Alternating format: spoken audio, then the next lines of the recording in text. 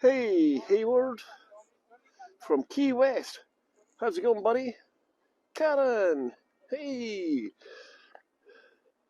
How's it going? Natasha, Fran, Mandy. Hello, Fran, Neil, Teresa.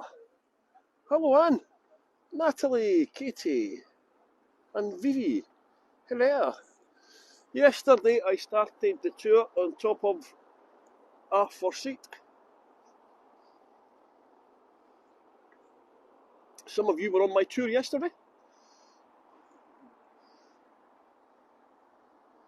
Gail. Can you hear me, everybody, by the way? Suzanne B. in the place to be.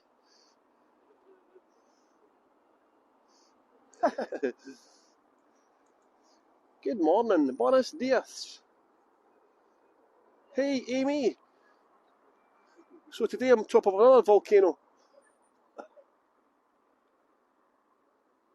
Hey, Diane and Elizabeth. Good morning, Suzanne. How's life?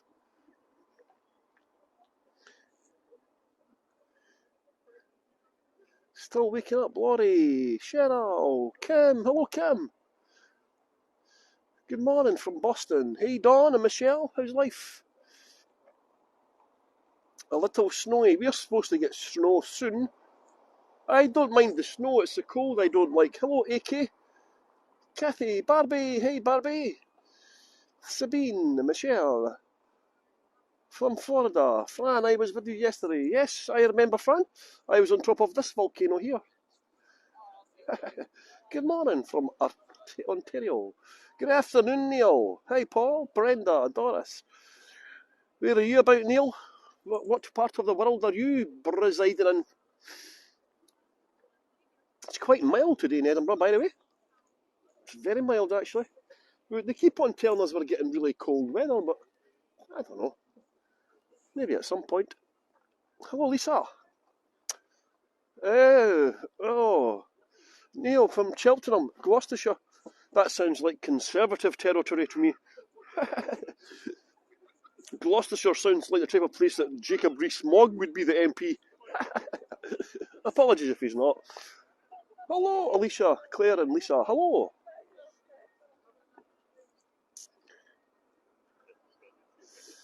Oh, come into Preston Pans. Hey. Preston Pans means the priest town and the salt town. Pans are salt. Preston, it means priest town with the salt pans. -18, Debbie. Gail, -18 Celsius. No luck for you, pal.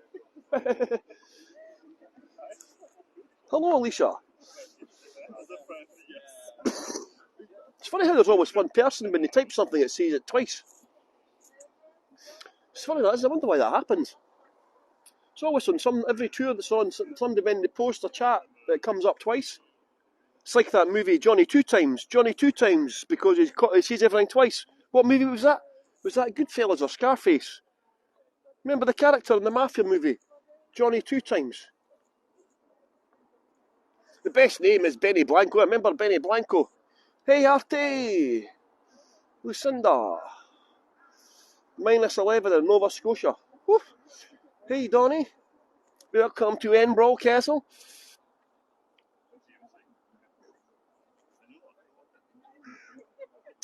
Julie from Vermont. Hello, Julie. Claire, I'm unfortunately from Cheltenham too. I wish I lived in Scotland. Well, you should move here, Claire. In the last few years, there's been hundreds of English people moving to Scotland to vote for independence, to campaign to get back into the European Union. The people of England have got no route back into the EU. In Scotland, we've got a chance to get independence and then to get back into the European Union. Doris, you're not late. I've not started yet. I don't know why you were saying to vote about that because of this is actually. Catherine, Louise, Linda, Adrian, how you doing, buddy? Hi, Kim. Thank you for joining my tour today. Kathy as well, thank you for the nice reviews. Pauline as well. Jan. Carolyn, how's it going? Lynn as well. Hugh. How you doing, Hugh? Have you got a friend called Barney? Good fellas. Yeah, Johnny 2 times, remember him? Benny Blanco. That was a great movie, that. Could be one of the best movies ever. Scarface was good as well. Just reminds me of Michael Gove every time I watch Scarface. I just imagine Al Pacino's Michael Gove snorting all the cocaine. Hello, Alicia. Heather. Good morning, Carolyn. Welcome to Edinburgh. Edinburgh Castle, innit? Did you know I used to live in London, innit? I picked up a what's that thing called? You when you pick up a word? You know when you pick up like a local word? Well, I picked up in it. So there's somebody educated here. Hello, DT, Leicester, Tracy. What's that word called when you pick up a local word? A local slang word. There's a term, a word for it or something like that.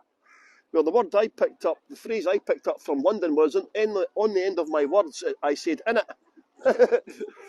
My son used to really hate me for saying in it. Oh, look, there's a witch coming up.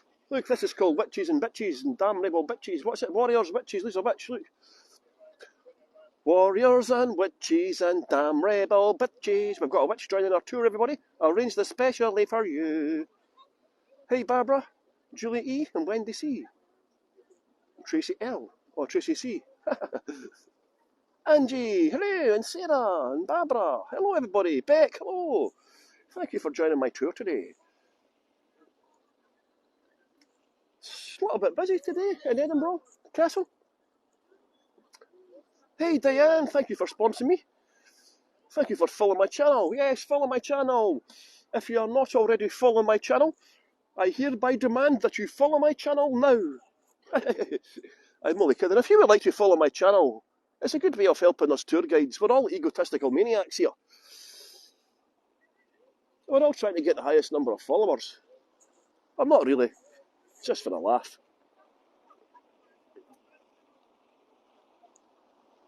It's quite dry today in Edinburgh. Thank you for following my channel. Hey, Sarah.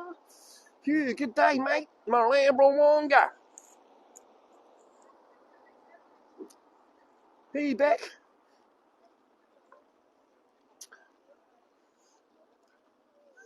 Is Australian beer approved any yet, by the way? What was it? The Castlemaine 4X, Foster's, and what was the other one? Castlemaine 4X, Foster's. Castlemaine 4X, Foster's. Oh, what was the other Australian beer you got? None of them are very good. Hey, Susan. Agatha. Hey, Agatha. How's it going?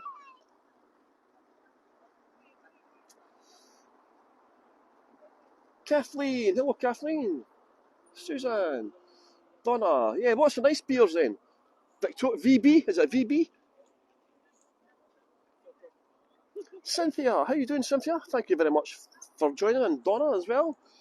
Just in case I haven't said hello, sometimes the person doesn't show on the chat for some reason. You see the numbers that you see who's joined the tour. I get different numbers from that. James Boggs and James Square. Hey, Jessica, thanks for sponsoring me. Ashley. Was Swan. Swan, no, it wasn't Swan. Maybe it was in England. I can't remember it being Swan. Castlemaine 4X. Foster's. There was another one. Oh. No Red Stripe. That was vile. Marlene. XX Foster's and West End. Tiger. No. Red Stripe. I can't remember. That's quite annoying, isn't it? Maybe it's a wrong memory I've got. You know, it's like you get these fake memories when you get old, you know. I'm sure I'd done that. No, I never. You weren't even there. Was that just me? Coopers. No. Hey, Beck. Sorry, Beck. Not you, Beck. I've already said hello to you. Lorna. Oh, Marlene. Thank you for leaving a tip. Marlene has got so much confidence in my ability to talk nonsense for the next hour or so. She's already left a tip. Gee whiz, if only we're all ready. If only you've done that. Susan, Tracy. Red Stripe was Jamaican. I actually tried a can of Red. I used to drink Red Stripe years ago when it was trendy. And I actually tried a can. My son brought some home and I tried a can of Red Stripe. God, it was vile. Ooh, I never even drank it. Oh, just shows you how your taste buds changed. And thought it was vile red stripe. Hello, Barbara from outside Washington, D.C., Virginia. DS. Lottie. I used to drink. Hey, Sandy. I never saw you coming in there. Hello, Brooke. Hello, everybody. Thank you for joining my tour. Look, hi there. It's Paul here. You can't see me, but I'm here. Look, I am here. See, hello. Hello. My camera's knackered. I'll need to get sent away next week to get it fixed. How's everybody doing, by the way? My name is Paul. I'm an erstwhile virtual tour guide and tour leader here in Edinburgh, the capital city of the world's most beautiful country, Scotia, Scotland. I'm sure most of you have been here before. Is anyone here for the very first time? Hello, everybody. Is anybody here for the first time? Is anybody not following my channel? See if you see a follow button. Hello, everyone who's joining. Dawn and Chelsea. First time. Dawn, the first thing you need to do is follow my channel. So somewhere on the screen you will see follow. Lorna, thanks for leaving a tip. And then the next thing you need to do is learn how to take a postcard, okay? So at the bottom of your screen, usually in the centre, there's usually a big round white button. And if you press that button, you take a nice postcard. Okay, Michelle, thank you. Thank you for joining for the first time. Please do not take anything I say too seriously. I have got a habit of talking absolute nonsense. So please don't take anything I say too seriously. I sometimes make flippant comments that get me into trouble. I sometimes do actions that get me into trouble. But I try my best. Life is too short. I also try and make people laugh. Sometimes people do not get my sense of humour, and I totally understand it if you do not get my sense of humour. So just bear that in mind. Yes, it's also a tip-based platform. So the best way you can help the tour guides is by leaving a tip. Woohoo! Some people have already left a tip. The way we survive is by tips from the people watching. Hago take 40% and we get 60%. So if you like the tour or the tour guide's nonsense havering or slavering, shall we say, you can leave the tip. You can leave a tip at any point. Another way is to help us is to take lots of postcards and share them on social media. Follow my channel. Add me as a friend on Facebook, Paul James Stewart. Hello, Trier, Julianne from Trier. I don't know how you pronounce that word. I thought it said Trier for a while. Just I'm half blind. Thank you, Katie, for getting a tip, or for leaving a tip. Hello, Linda. How you doing? You got a channel for the TV? Hello, everyone who's joining. Thank you for joining my tour today. My name is Paul, and I'm going to be your tour guide for the next, well, be about 45 minutes, 1 hour or so.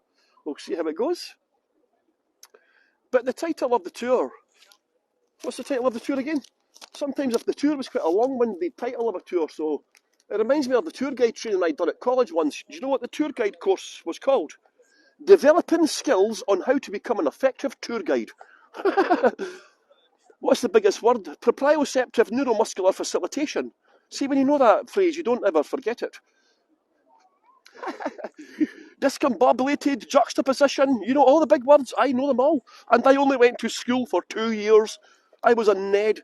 What we call in Scotland is a NED, a non-educated delinquent. Yes, I was. And the title of the tour is Warriors, Witches, and Damn Rebel Bitches. Scotland has got many fearsome warriors, females, and of course, what you have to bear in mind, it's quite hard to do research about a lot of females because the information, the research that you tend to get is quite sparse.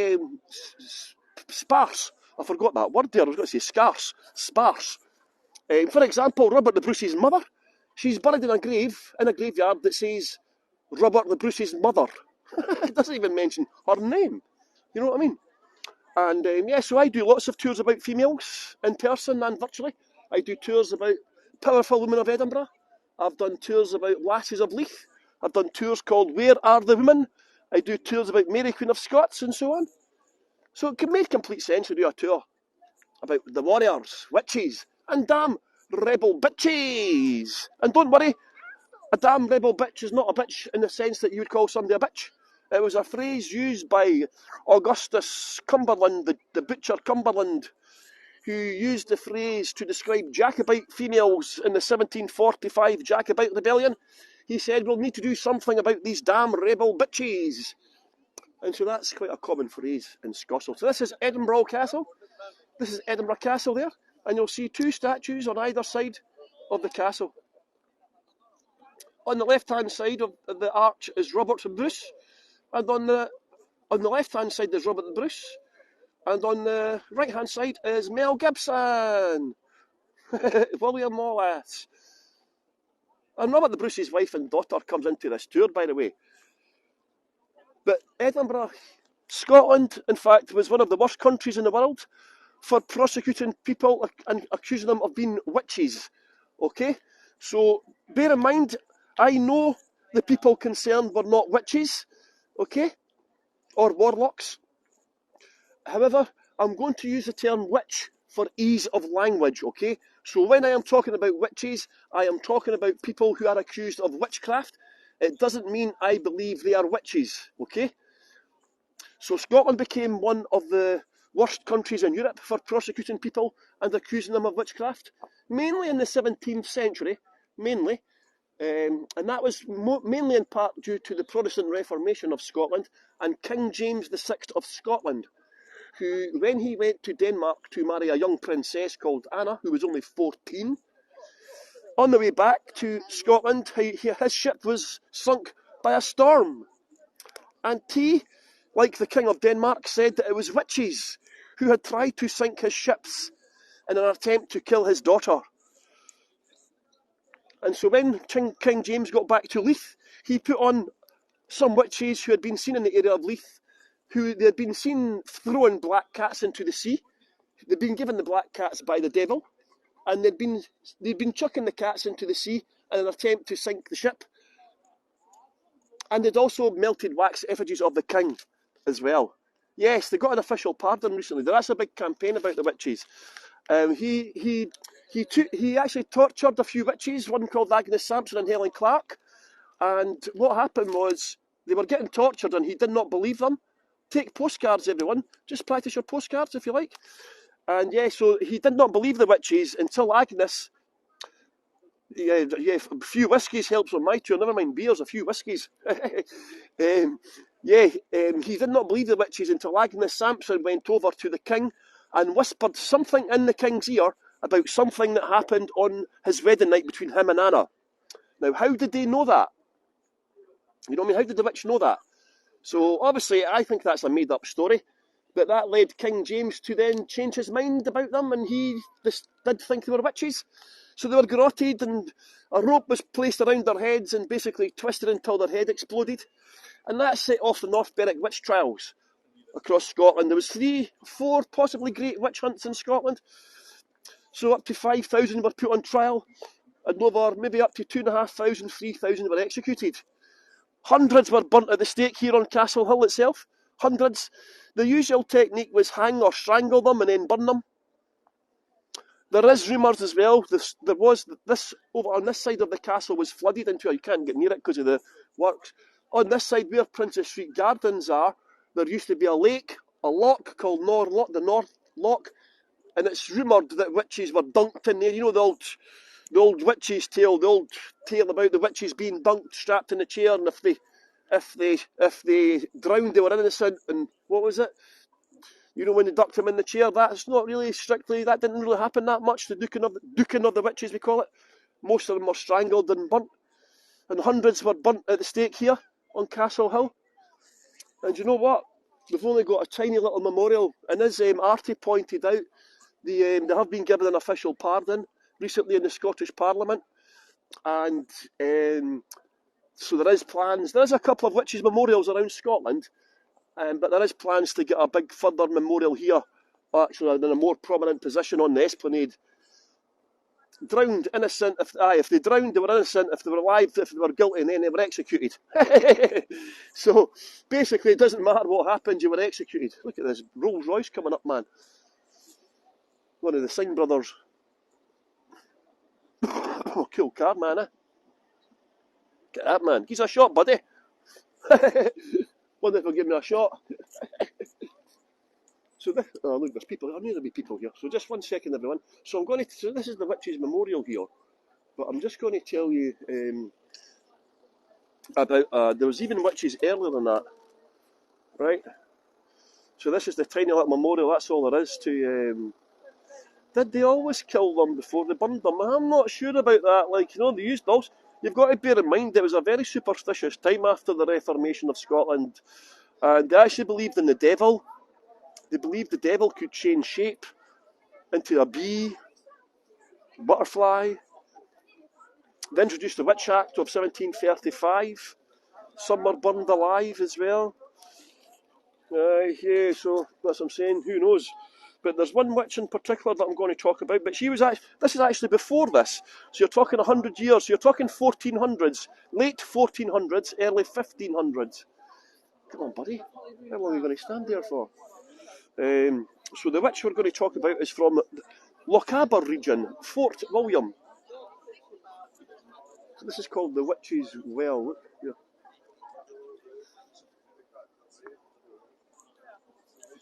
Look, it's got different things on the side as well. See, hand of healing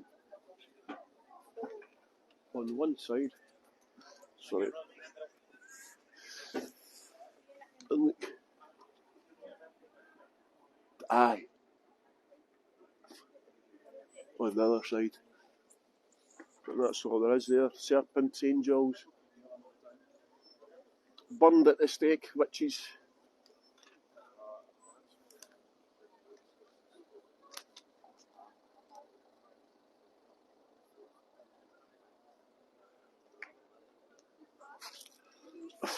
God, you think they would take the hint and move, eh? But no, they're just staying there, man. 1 second, honest. Oh, now he's going further up it, man.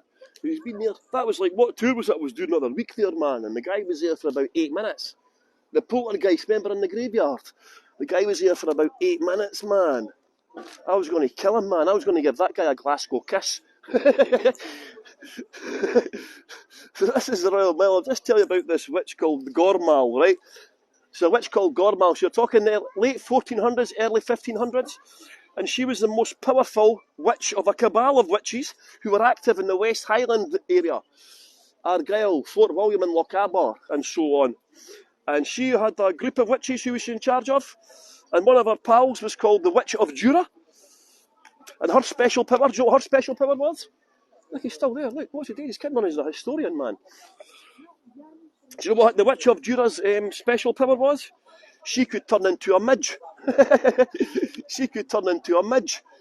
Right? And if anyone who doesn't know what a midge is one of Scotland's most ferocious beasties. They're little tiny flying insects that bite you. And of course, it's only the female midge that bites. Of course, it's only the female midge that bites. So that was her special power. She could turn into a witch. Into a midge, sorry. Right? And if you've ever been to the west coast of Scotland, you'll know what a witch is. And as I said, this is when they believed you could turn into a bee, a butterfly, a cat, a dog, anything like that. And her pal, right, one of her other pals was called the Witch of Islay. I'm just going to leave this camera on them, because you know what some people do? I think they see me on the camera and they just stay here just trying to annoy me. Aye, another witch, she had another witch from another island called Islay.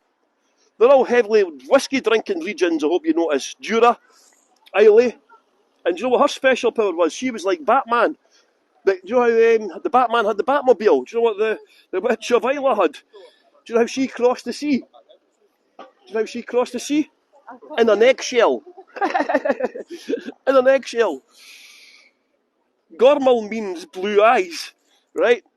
In Scots, Bill, when it says blue eyes, she only had one blue eye and one green eye. And one of my cousins actually had one green eye and one blue eye. Look, he's interpreting the whole sign, man. What's he doing? And yeah, she was also a cat lady. Do we have any cat lovers? Do we have any cat lovers here today? Because Gormal the witch was a cat lady. She had a pack of cats. She had a pack of cats. I don't know, but I'm just going to leave it here until they seem to go away. We'll see how long it's been, man. That's been about 8 minutes already. She had loads of cats. She had loads of cats, Karen and Barbie, just like people I know as well. And she used to have a big pack of cats. And she would talk to the cats and ask them for advice, right? And they were actually quite obedient cats. They were actually quite obedient cats, right? They would actually do what they were told. And anyone who's had a cat and tried to put it into a cat basket will wish they had that power over cats, huh? But so she had secret powers over the cats. And She was actually a relative of a famous clan, Jura, the witch of Jura. G-J-U-R-A. Jura, a whiskey. It's a whiskey as well.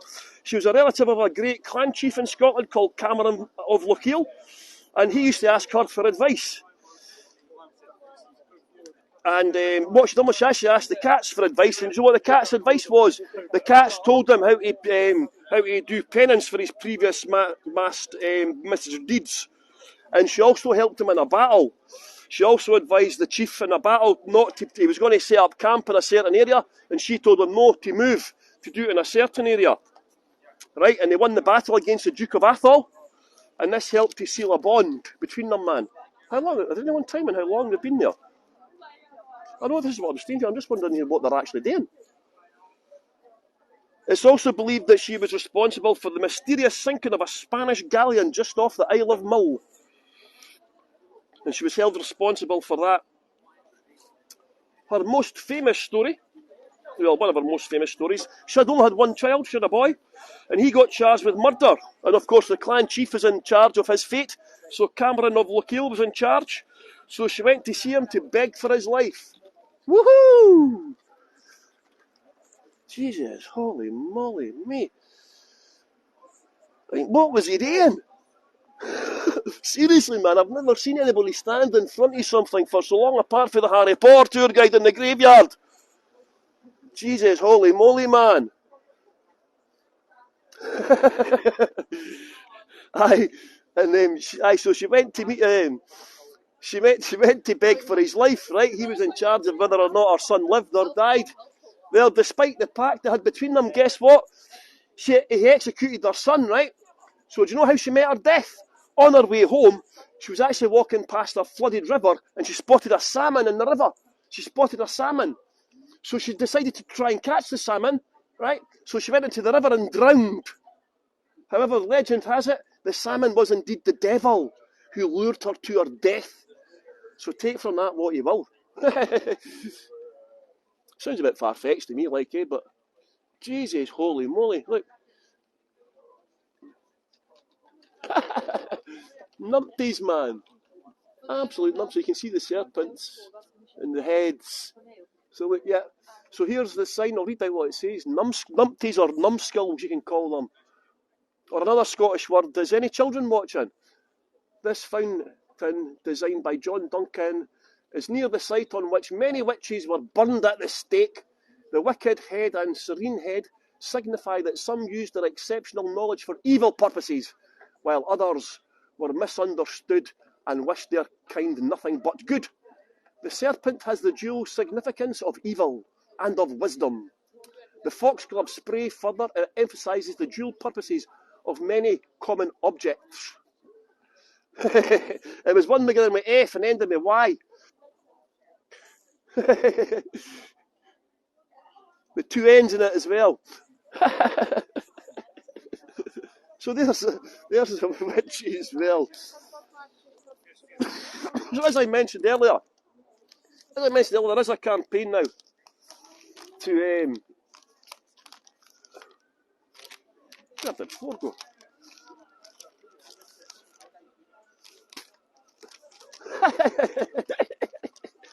Oh, Jesus, holy moly. Aye, it's enough for life, man. Aye, so as I said, 300, in fact, I'm going to, the statue, that's all there is in Edinburgh. There is a statue, there is a witches' memorial in, is it North Berwick or Trinent, somewhere, East Lothian, there is some witches' memorials around Scotland, but there is a big campaign to get a more prominent one on Edinburgh Castle as well. You know what I mean? I'm going to put an image in the chat. Look at this, everyone. Well, in fact, I'll put two in. So there's a lady getting burnt at the stake. And see what I'm going to put in the chat just now. If you click on the chat, you can open it. If you click on the pictures, you can open them. Right? So you see the colours. They're neck colours called jugs. Okay? Lots of witchery tours. Now you've got to bear in mind, in this period in the 16th and 17th century, the Church of Scotland had the ministers had a lot of power, basically. And any person accused of being a witch, mostly females, 84% were females, of course. And what they would do is they would put the collars round their neck. The collars are attached to a wall outside the church, and they would put the collars round the witch's neck. And basically the minister would come out and just attack them, like slander them and curse them and accuse them of all sorts, you know. Beautiful little close here, isn't it? Look, this is called the Witchery Restaurant here. The Witchery. The Witchery Restaurant. W for Witcheries. Beautiful little courtyard, isn't it? Hey Lorraine, how you doing? Nice to see you. It's a nice little courtyard, nice little seat and chair for sitting out in there, isn't it? Hello Tina, Grace, thank you for sponsoring me and joining my tour today. We've just had a wee discussion about the witches. Thank you for following my channel. Yes, if you haven't followed my channel, everybody, please follow my channel. You make an old man very happy if you do so.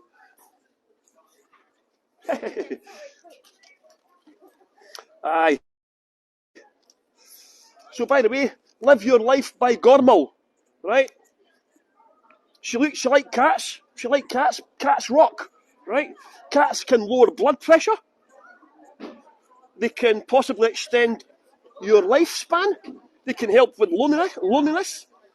So live your life like Gormal and rescue a cat. If you're going to buy a cat, rescue a cat from a rescue centre, or donate some money to them, or donate some time. I know at least a few of you in here do your bit for cats, but at least you like cats, the Gormal. Cats are awesome. Exactly, Doris. Exactly, Doris. So who was the last? So what happened was in 1735, they brought in the Witchcraft Act, okay? They brought in the Witchcraft Act.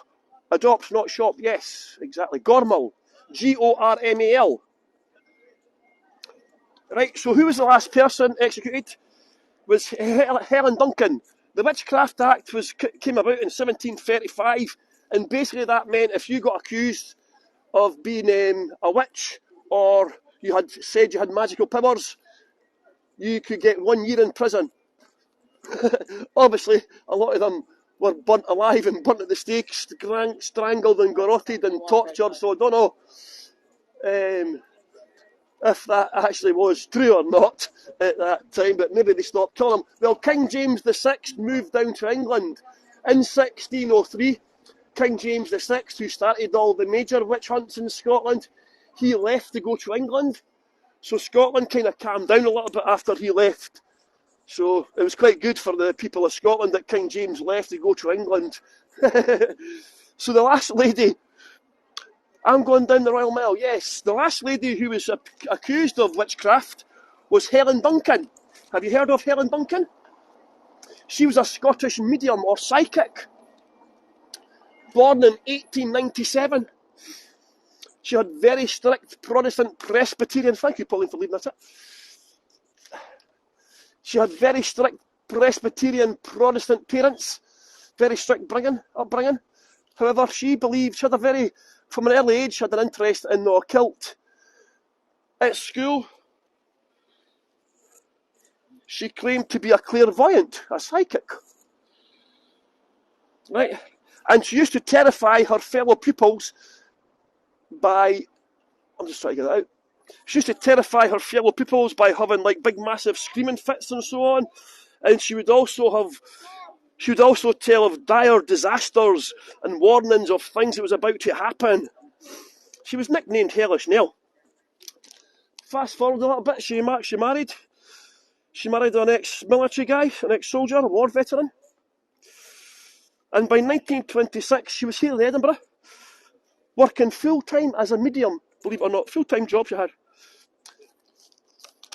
And what she would do is she would have a séance. She would have a séance and she would summon the spirits of recently deceased relatives of her customers. And she would talk to the spirits, interact with them. And she produced all these, she was basically a fraud. And she actually allowed the people to communicate with the dead relatives. She would allow them to speak to them and even touch them. She would have models and things like that. And she got loads of publicities. No problem, Tina. She got loads of publicity, right? So people were a bit suspicious. So a photographer went to take a photograph of her right during a séance, and he had a flash camera, a flash camera, and he took a picture, right, when it was during the séance. And when the picture was developed, it turned out she was a fraud. She had just been using props like puppets and curtains and stockings and things like that. So she was just a fraud, right? She was exposed as a fake. She was investigated. Listen to this. She was investigated by the London Spiritualist Alliance. Do we have any members of the London Spiritualist Alliance here today? Who knew there was such a thing as the London Spiritualist Alliance? Oh, here's a boy. He's been on the whiskey last night. Look.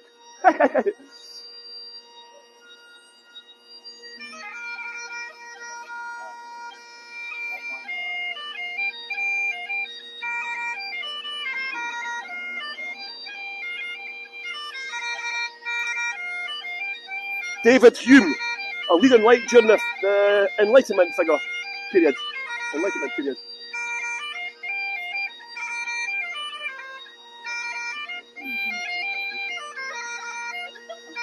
Here we go. We'll make a move. I've got time for Piper's man. I've got too much information to tell. You got a little bit. Aye. She got investigated by the London Spiritualist Alliance and found out to be a fraud. Undeterred, she continued to offer her services, and in 1933, one of our customers, she had summoned a little girl called Peggy during the séance, and one of the relatives decided to grab the girl. And it turned out it was just a model made by using ladies' stockings. Ladies' stockings, she just used a model. So the police got involved. Listen to this, everyone. The police got involved, and she was convicted for fraudulent mediumship. Fraudulent mediumship, and fined £10 nonetheless. Fined £10. Fast forward to 1944, she's had to move to England. Her reputation in Scotland was not the best, shall we say. So she's had to move to England, and she's living near Portsmouth in England. And of course, during the war, it was people were very wary of people divulging secrets and so on. People were very what's the word I'm looking for? Suspicious. People were suspicious about people who gave out information about things, And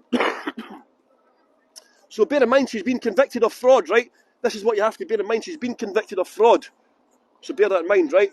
She's been exposed to a fraud. So she got arrested again, right, in 1944, and she was tried under the Witchcraft Act, right? She was tried under the Witchcraft Act for fraudulent spiritual activity, nonetheless.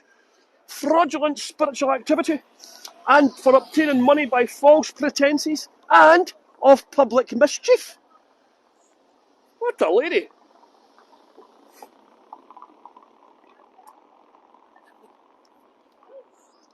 Yeah, they'd actually, because what she'd said was, during the séance, she'd spoken to a sailor, right? She spoke to a sailor, and the sailor tried to say, the sailor had told her that HMS Barnum had been sunk, right? Now it's 1944, I've just seen this guy with a statue on his head, the code on his statue. What she had said during the séance was that she was in communication with a sailor, and the sailor had told her that HMS Barnum had sunk, right? And obviously the authorities hadn't told anybody because it was during a period of war. But the thing was, right, there was 861 casualties there, and there would have been all the relatives were told who was dead.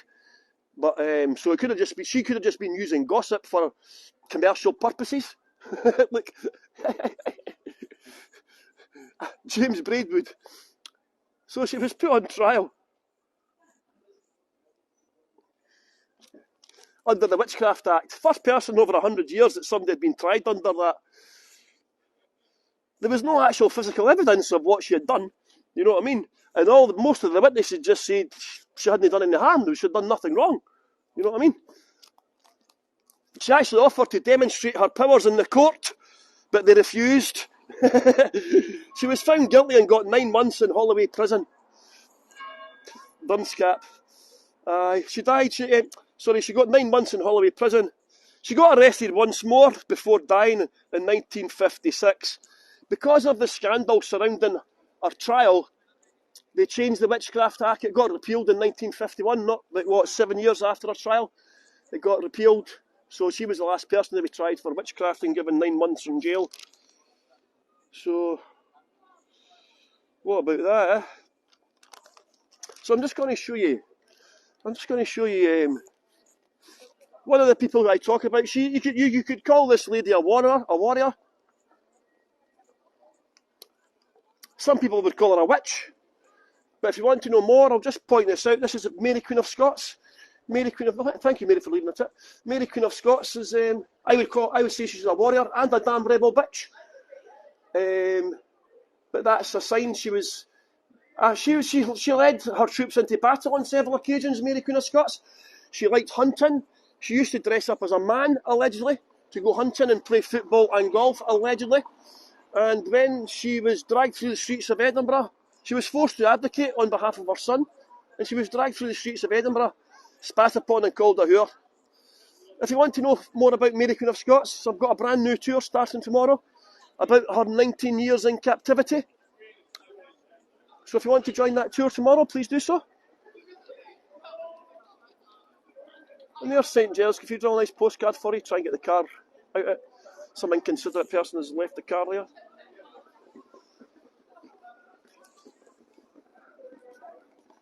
Got a nice postcard.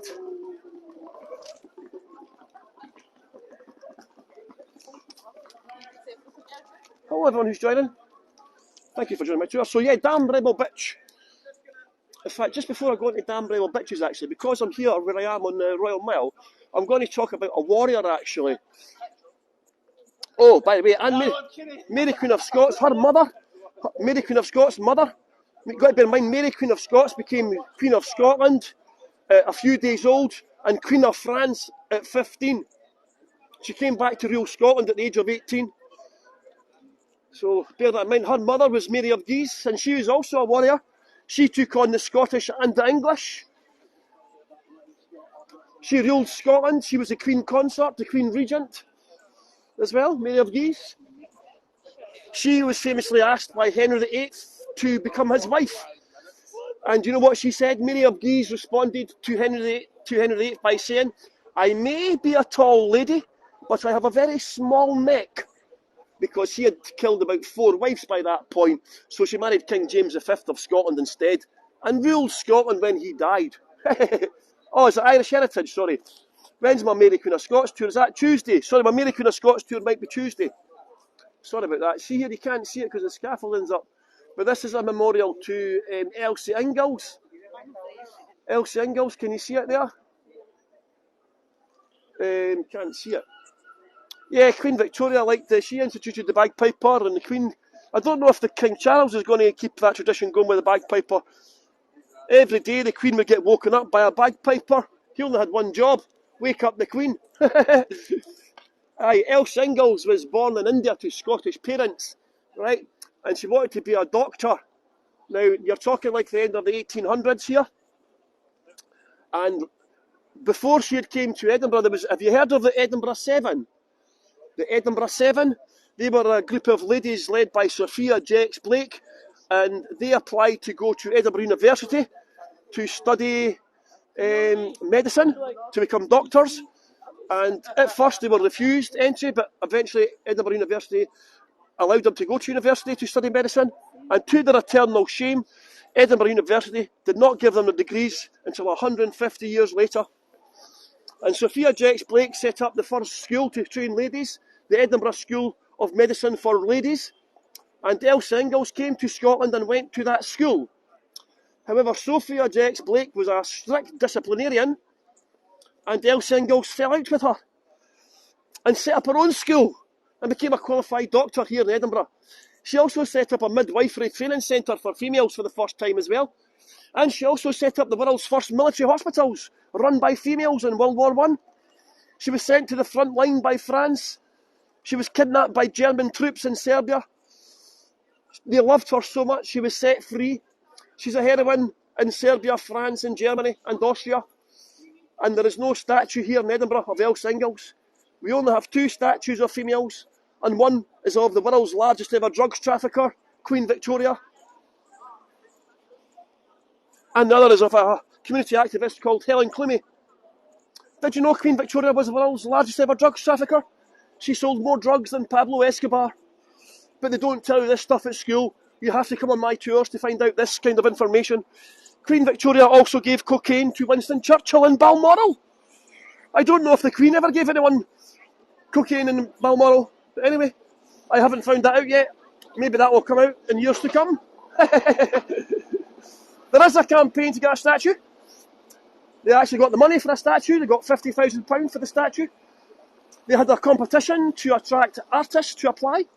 And then they changed the rules and gave it to an established royal artist. So there is a bit of a scandal surrounding the statue of Els Engels.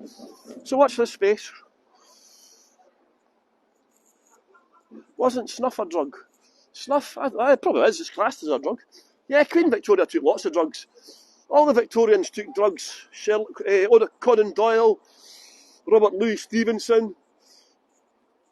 They all took drugs. Cocaine, cannabis, alcohol, heroin. Opium and cannabis were medicines back in these times, you know. They were medicines. Hey Mike, how you doing, buddy? You've missed quite a bit of the tour. Anyway, I'll let you off with that. 36 minutes in. Mike's a tour guide in Edinburgh, by the way. We done a tour last week, Haunted Pubs of Edinburgh tour. So now, damn rebel bitches we're going to talk about for a second. Damn rebel bitches. It was a phrase used, well, it's alleged that William Augustus, the Butcher of Cumberland, he was the Hanoverian general in charge of the Jacobite rebellion of 1745 against the Jacobites at Culloden. And he was a pretty nasty man. He was given the title of the Butcher of Cumberland, not by the Scots, thank you Susan, but by the English. He lied to his forces. He said the Jacobites had given no quarter, and no quarter meant that anyone, regardless of their status, would be killed. So he lied, and he told his men that they were to give no quarter as well to the Jacobites. So I spoke about it briefly yesterday on my tour about the Jacobites. Basically, the battle itself wasn't too bad. Only went on for just over an hour. A couple of thousand people killed. More Scots and, well, more Jacobites than Hanoverians, of course. But it was what happened afterwards.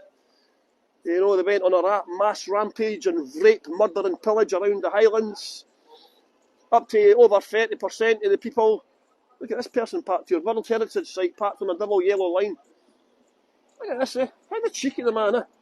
Where's the traffic wardens when you need them? Parked on a World Heritage UNESCO site on a double yellow line. I missed the Dunbar tour yesterday. And yeah, of course, there was lots of Jacobite heroines.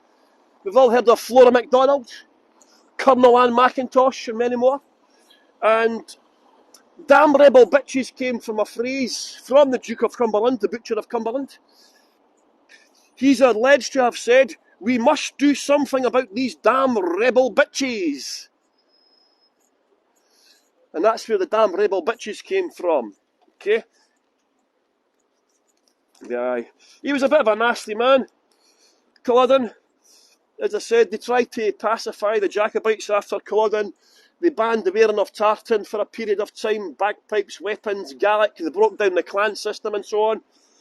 But loads of the ladies still fought on. The Jacobite rebellion was not over yet. The Jacobite ladies were not giving in. Put it that way. They weren't going to give in. And there's many, many hundreds of Jacobite heroines that we could talk about today. But I haven't got time to talk about them all, unfortunately. Elizabeth Grant is one person. She's not that well known, Elizabeth Grant. And she was a seamstress. She was a Jacobite. She'd been involved in helping the Jacobites at various times before the Battle of Culloden and so on. She was a seamstress. And she was actually captured as a prisoner after the Jacobite rebellion. Most of the prisoners were executed if you were captured, because you would get done for treason, you know what I mean? So her and 8 other ladies and 63 men were taken prisoner. Now you're bearing in mind it's the depth of winter. Right, there's still snow on the roads. Well, roads, I wouldn't even call them roads. They were marched through the winter snows and weather for 2 weeks until they reached York, right?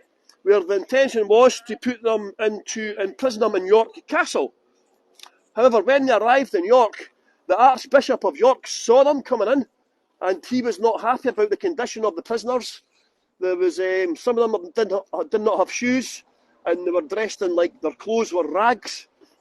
You know, and only one lady either went missing on the walk, the death march, if you want to call it that. She either escaped, which was unlikely, or she more likely perished on the route. So the men and women were put into prison, right? And they were sometimes sharing the cell with other Jacobite prisoners, right? And she actually married. She met a guy. She met a guy in the prison, right? And she was actually there was a Roman Catholic priest who was being held in the prison as well. And you know what he done against the rules? Well, the Catholic priest married them. He married them. Right, after that, he was interrogated, and he said the reason he married them was because it was to prevent them living in sin. It was to prevent sin. And that was implying that they were already having sex, you know what I mean? So he may as well marry them to stop them doing it out of sin. So that's why the priest married them. So what was the wedding present from the British government? Do you know what their wedding present was? The husband got executed. Aye. And she was sent to the colonies as a prisoner. What they would do is they would either execute you or send you to the colonies as an indentured servant, make you work for a period of time before setting you free. So they were sent on a boat to the colonies of Antigua. Right? However, on the way to Antigua, listen to this, on the way to Antigua, the boat got attacked by the French. The French took the ship, right? And the French took them to Mozambique instead, and they released all the Jacobite prisoners. Because bear in mind, the French were on the side of the Jacobites, mainly, because of the alliance between Scotland and France. So they took all the Jacobites to Mozambique, and they said, right, you've got a choice. You can do two things now. Just going to cross the road. You can do two things. You can stay here in Mozambique and build a new life, or you can come to France and make a new life there. Right? She spent about 5 months. Well, in total, she spent about 9 months in prison, it's believed. In total. Right? Unfortunately, we don't know what happened to her. We don't know what happened to her. She kind of disappeared. She goes off of the map. Thanks, Michelle and Heather. Yeah, after that, we don't know what happened to her. She either stayed in Mozambique or she went to France, but the trail goes cold. But I hope she was still continuing her. I've still got this vision of her until her dying age of being a Jacobite rebellion, a rebel, you know, a damn rebel bitch. So yeah, hopefully she was still a rebel till her dying days. Hopefully she had a nice ending. I don't know what happened to her. Thank you, Heather, for leaving the tip. I don't know what happened to her. So this is the Canongate graveyard, by the way. Just nice in here, this photo. I like the view in here as well. That's quite a nice view in here, isn't it?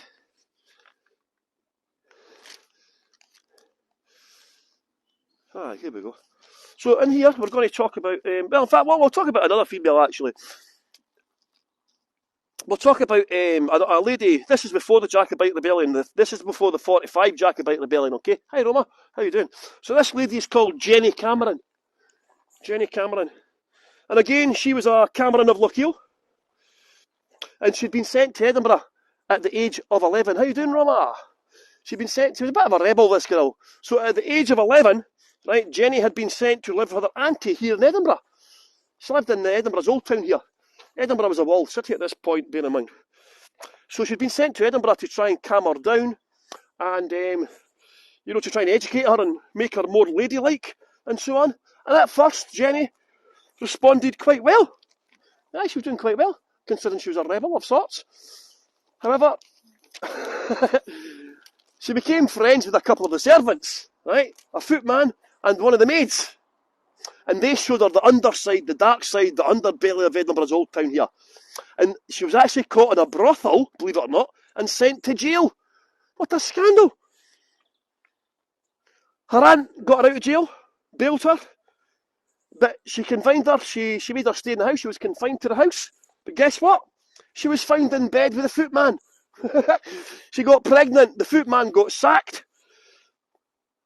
And this is before she's 16, by the way. She's not even 16 yet. This is early 1700s we're talking about. So the footman got sacked and she got sent to France to a nunnery. Her family's had enough. She's been packed off to a French nunnery. Luckily she miscarried the child. Well, not so lucky for the miscarried child, but probably lucky for her. The child was miscarried. And when she went to France, thank you Sarah for leaving the tip. When she went to France, it seemed she just seemed to spend her whole time escaping from the nunnery to sleep with lots of men. She obviously liked to have lots of sex, did Jenny Cameron. So some lassie. I think I would like to meet her myself, to be honest, by the sounds of her. You know, she was quite good looking as well. And yeah, so she actually got watch what I'm saying here, eh? She just basically slept with as many men as she could, right, in France until she met an Irishman, right? She met an Irish soldier, and he persuaded her somehow to go to battle with her in Flanders, right? So she got dressed up as a man. She changed to a man and called herself Johnson, and she actually stayed with him until he got killed. He got killed in a battle during the Treaty of Utrecht. The Treaty of Utrecht, what year was that again? 21 was it? No, before that, anyway. But anyway, he got killed during the battle of the Treaty of Utrecht. I think that's when Britain took Gibraltar, wasn't it? It was the Treaty of Utrecht when Britain took Gibraltar from the Dutch. I'm sure it was that one. Anyway, by 1717 she was pregnant again. And this time to an Italian count. I said count. With an O. Because he was a bit of a C word. He got her pregnant and then left her destitute and homeless. Aye. So she's still abroad, by the way, bear in mind. And so she's now pregnant and destitute, right? So her family's decided to send her back to Scotland to live with her brother in Scotland. And I don't know if that was such a good idea or not, right? Because when her sister-in-law turned up, she found Jenny sharing the bed with her brother. And her sister-in-law fainted. Jesus, holy moly! The girl was at it non-stop by the sound of it. Jesus, holy moly! Her brother! Oh, Jesus, scandal! Can you imagine I hope the poor aunt's dead by this point. Remember the elderly aunt? I hope she's dead. I don't know if she'll cope with the scandal. Unbelievable, man. Hey, I got a new sponsor. Thank you for that, whoever it was. And by the way, she was a Jacobite rebellion, because now fast forward to 1745. She's probably in her 50s. She's probably in her 50s. I'm saying nothing, Angie. She actually met Bonnie Prince Charlie. Do you know what she done?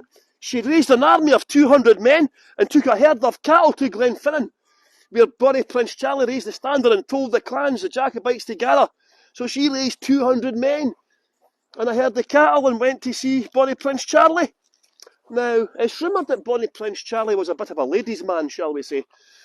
And I think he had his eye on her, even though she was quite old. She was still quite good looking, you know. So she became a bit of a favourite with Bonnie Prince Charlie. So she did. She went to the Battle of Preston Pans, the Battle of Falkirk. She wore tartan trousers. She carried a sword. However, she was captured. The Jacobites won the Battle of Falkirk on the retreat to Culloden. They then tried to take Stirling Castle, which was a pretty daft thing to do. And she got captured. She got captured by the British, trying to take Stirling Castle. She got chucked into Edinburgh Castle in the jail there, right? She was eventually released. She got out, but she was never really trusted again.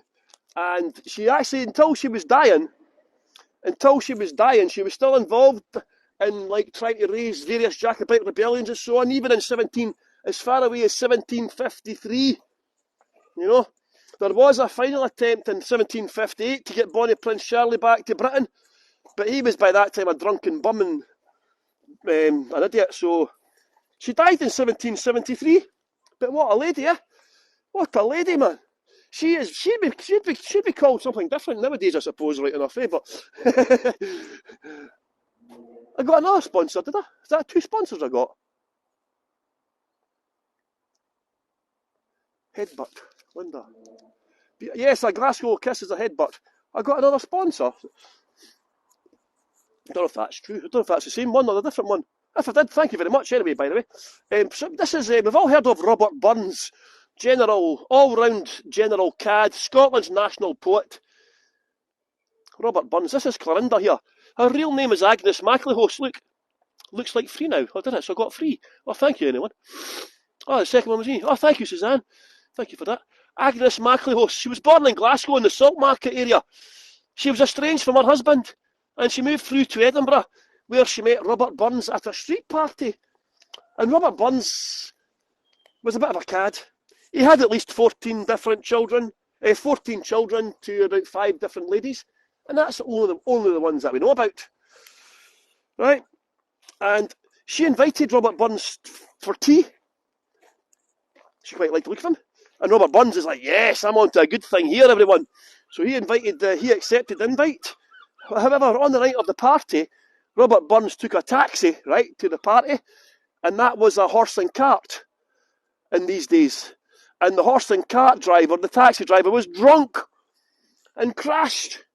So Robert Burns got injured, and he did not make the party, right? Now, bear in mind, Agnes is estranged from her husband. She's quite wealthy lady, right? Now, she's also a poet as well. So if she got caught having an affair with Robert Burns, her husband could claim her wealth and make her destitute and homeless. So Agnes refused to have sex with him. She changed their names from Robert Burns and Agnes to Clarinda and Slavander, in case you got caught. It's believed that Robert Burns wrote a fond kiss for her. But guess what Robert Burns did? He got her made pregnant, the cad. He got her made pregnant. What a cad. So Agnes, Clarinda, was not too happy about that. So she decided to go to Jamaica, which was a British colony at the time, and she would try and get back with her estranged husband. So she sailed all the way to Jamaica, and guess what? She got there, and her husband had shacked up with a black sex slave and had a child together. What a cad. So Clarinda returned to Scotland. Robert Burns, in the meantime, had sent her a letter saying, by the way, I've met this really ugly lady.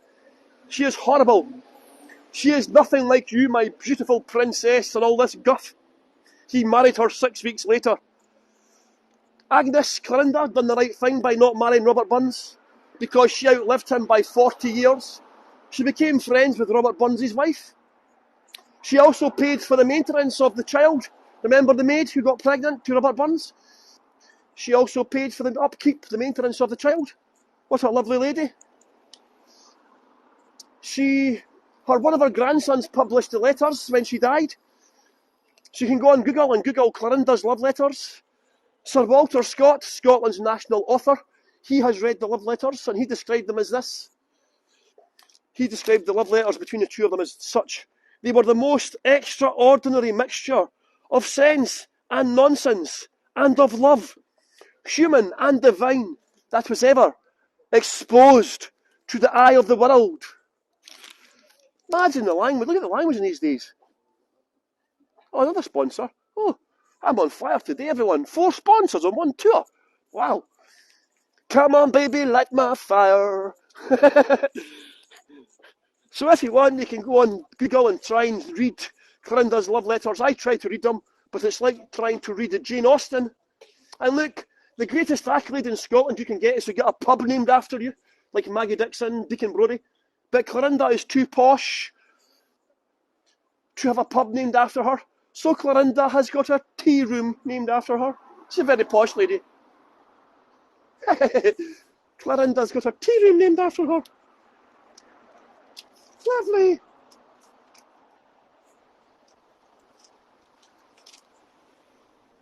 Okay, so I've got one more. This is the best tour I've seen. We love how you tell us the stories with some humour.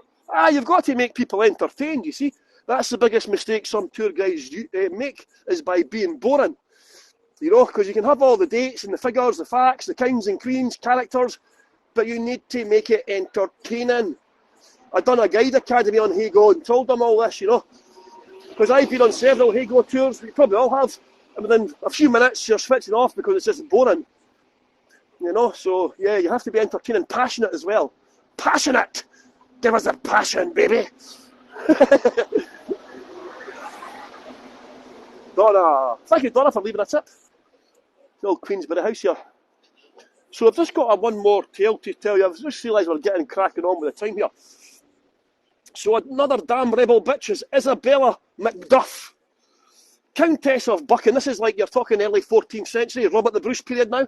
She's actually a cousin of Robert the Bruce. Isabella Macduff, the Countess of Buchan. She was married to John, the Earl of Buchan. But their marriage was really designed to ally the Macduffs to the Commons. Now, if you haven't seen The Outlaw King, the Robert the Bruce movie, I recommend watching Robert the Bruce, Outlaw King. It's on Netflix, Outlaw King, and you get to meet the Commons in that movie. They were one of Scotland's most powerful families at the time, and one of them was a rival king for Bruce. And as you see in the movie, The Outlaw King, Robert the Bruce stabs the Red Comyn, John III, Lord of Badenoch, and a rival king to Robert the Bruce. Robert the Bruce stabbed him in Greyfriars Church in Dumfries. Now, at that time, Scotland was a Roman Catholic country, and one of the biggest sins you could do was kill somebody inside a church, because a church was supposed to be a safe sanctuary, a safe place. So when Robert the Bruce stabbed a rival king inside the church, some people were not too happy about that, including the Pope. The Pope excommunicated Robert the Bruce for killing a rival king in a church. And Robert the Bruce also got the whole of Scotland excommunicated by the Pope for invading Ireland and making his brother the King of Ireland. Of course, the Irish responded by chopping off his brother's head, right enough, but anyway, that's a different story. So, her husband, the Earl of Buchan, he actually switched sides. He was actually so shocked, thank you, Amelia.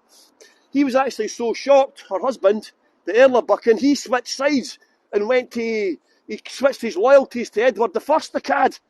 Yeah, imagine that. Imagine that, a Scottish clan chief gone with English. There you go, eh?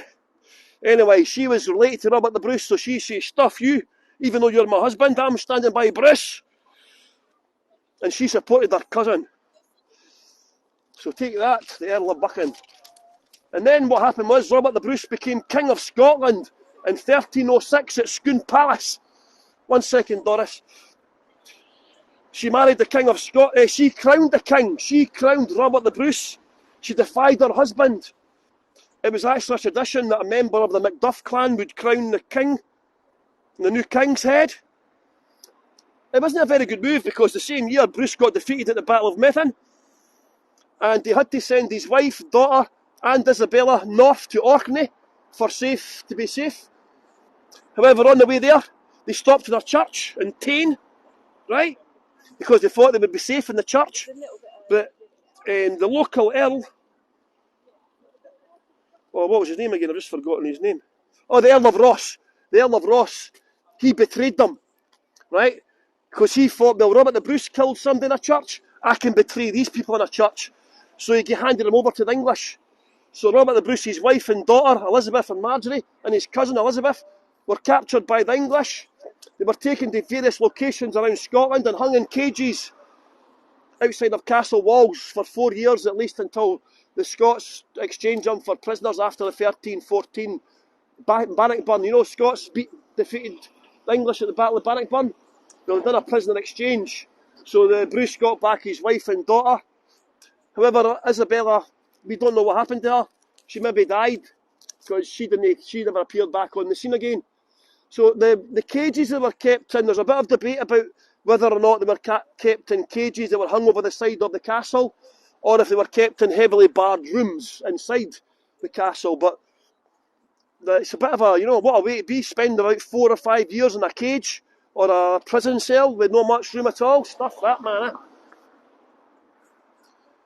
So there we go, the Macduff clan with the king crowners, that's correct. So there you go.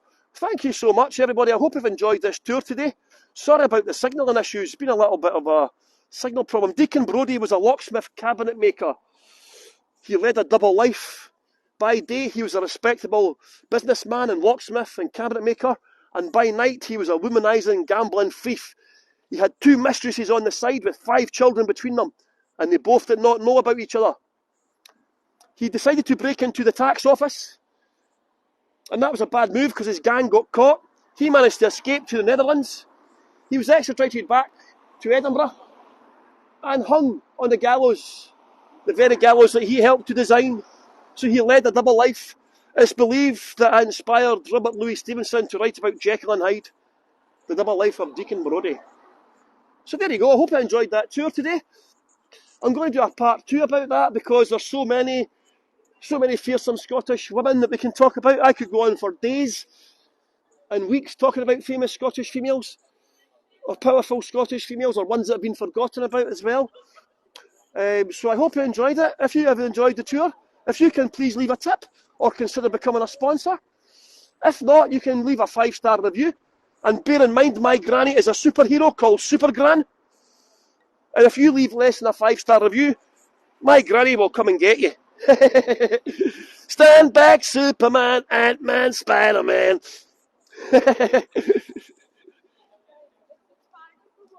Have a beautiful day, everybody. Take care, and I'll see you all tomorrow. Tomorrow. I'll see you tomorrow. We're only a heartbeat away. Take care, everybody.